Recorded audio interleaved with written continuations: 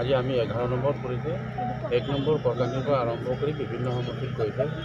আমি তেখেতে আহি পেলাই আমি বহুত ধন্যবাদ পাইছোঁ আৰু আশা কৰিছোঁ তেখেতৰ যিটো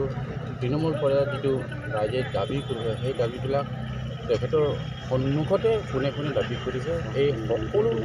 মানে আঁচনিবিলাক সম্পূৰ্ণভাৱে হ'ব বুলি আমি আশা কৰিছোঁ আৰু ধন্যবাদ দিছোঁ তেখেতে যিটো কাৰ্যসূচী লৈছে বা আমাক বিলাকক আমি তেখেতে যিটো কৈছে যে আমি প্ৰত্যেক সমষ্টিও এই কাৰ্যসূচীটো ল'ব লাগে কাৰণ আমি ভোটৰ সময়ত খালি ভোট বিচাৰে নহ'ব না ৰাইজৰ আশা আকাংক্ষা আছে আমি নিৰ্বাচনৰ সময়ত প্ৰতিশ্ৰুতি দিওঁ হা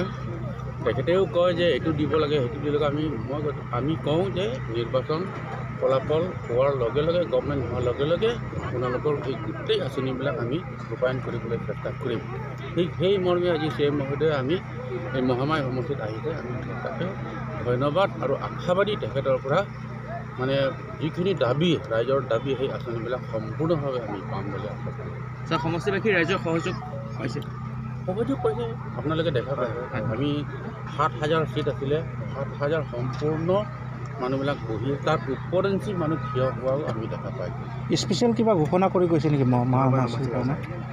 তেখেতে কৈছে যিবিলাক বুকলেট আমি তৈয়াৰ কৰিছে সেই বুকলেটৰ আধাৰত আমি বছৰেকত যিটো বিভিন্ন ডিপাৰ্টমেণ্ট যিটো একশ্যন প্লেন লোৱা হয় সেই একশ্যন প্লেনত অন্তৰ্ভুক্ত হ'ব বুলি তেখেতে প্ৰতিশ্ৰুতি দিছে আমি সেই বুলি নহয় আমিতো ভাৰতীয় জনতা পাৰ্টীৰ চৰকাৰ হোৱাৰ পাছত আমি বিভিন্ন আঁচনি ৰাইজক আমি সহায় কৰিব পাইছোঁ আৰু ৰেচন কাৰ্ডেই হওক অৰুণোদয়ৰ ক্ষেত্ৰতে হওক আজি প্ৰথমী যিটো আকেমাং যিটো পতা বিনামূলীয়া বিতৰণী সেই বিতৰণীও আমি জাগা সমষ্টি আমি বিতৰণী দি আছোঁ ৰাইজে সন্তুষ্ট পাইছে সেইকাৰণে আহিছে আজি খালি ইয়াত